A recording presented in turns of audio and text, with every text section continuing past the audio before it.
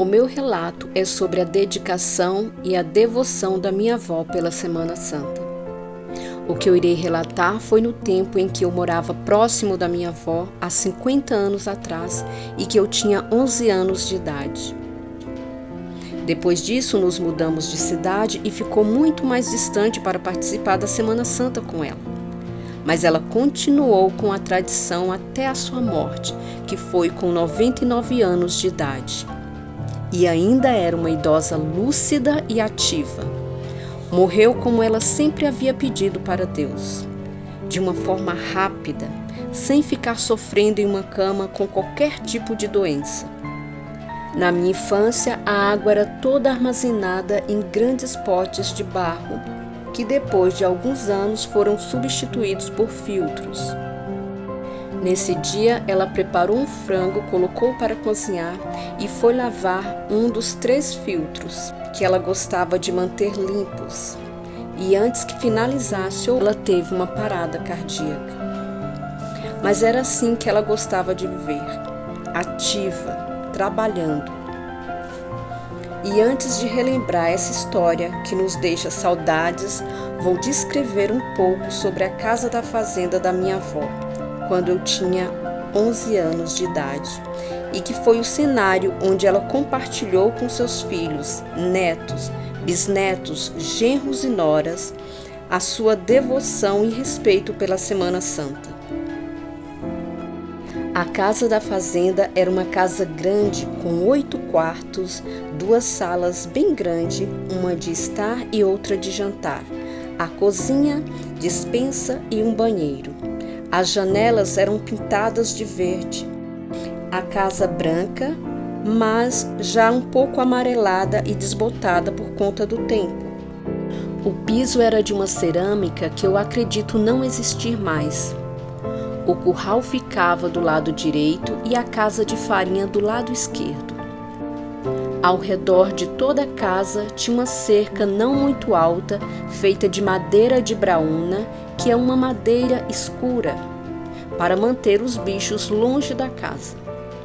Depois da cerca continuava o pátio até a entrada da fazenda. Na entrada da fazenda tinha 2 pés de espirradeira, uma de cada lado, uma rosa, outra branca, que ficavam lindas na primavera. A minha avó tinha 13 filhos. Eles moravam nas suas fazendas. Algumas fazendas eram mais próximas, outras mais distantes. Todos cumpriam com a tradição da Semana Santa. Os que moravam nas fazendas mais distantes iam para a casa da minha avó na quinta, para dormir lá e se preparar para a Sexta-feira Santa. Os outros chegavam bem cedinho na sexta-feira. A minha avó começava o seu jejum na quarta-feira de cinza, que iniciava a quaresma. Então, todas as quartas e sextas-feiras, durante toda a quaresma, não se comia carne vermelha, somente peixes. Dito isso, vou relatar como era cumprida a tradição e as regras ditadas por ela na Semana Santa. Toda e qualquer plantação era colhida e guardada até a quarta-feira ao meio-dia. Na quinta-feira, pela manhã, era permitido ordenhar uma vaca para o leite das crianças menores de 7 anos. E na quinta-feira, também pela manhã, era lavada e cortado tudo que seria usado para o almoço da Sexta-feira Santa. Os animais eram todos soltos, nenhum poderia ficar preso. E tudo isso era feito até o meio-dia de quinta-feira. A partir desse horário, era proibido fazer qualquer tipo de tarefa. As crianças a partir dos 7 anos de idade tinham que cumprir com as regras, assim como os adultos.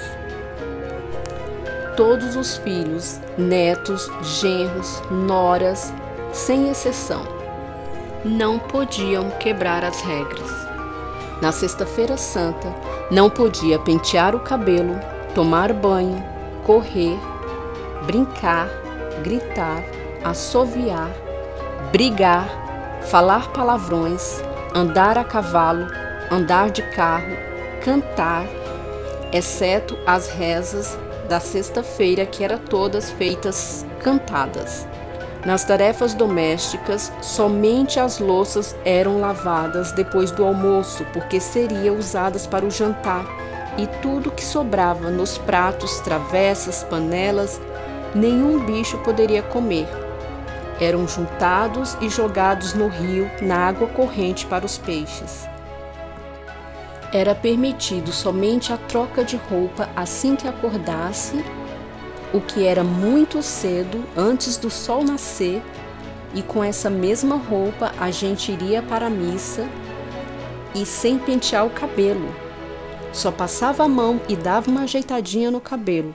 Não podia usar perfume e nenhum tipo de maquiagem. A partir dos 7 anos, todos faziam o jejum da sexta-feira, até o meio-dia, o horário que era servido o almoço. Como não tinha espaço na mesa para toda aquela gente, era forrado no chão toalhas de mesa, colocados pratos, assim como se coloca uma mesa, e ali cada um se acomodava depois da oração feita pela minha avó para oferecer o jejum. Depois do almoço, a gente continuava o jejum até o jantar, que era servido às 5h30 antes do sol se pôr.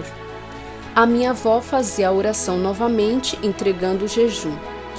Depois que todos jantavam, era recolhida todas as louças, os restos de comida, separados para ser jogados no dia seguinte no rio. Então, começávamos as rezas.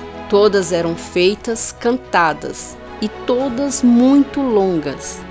O terço era rezado de uma forma diferente. A cada mistério tinha uma oração, tudo cantado.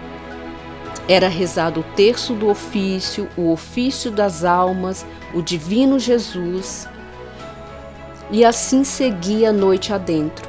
Os adultos só poderiam parar de rezar depois das 3 da manhã. Se eles quisessem se retirar para dormir, eles poderiam.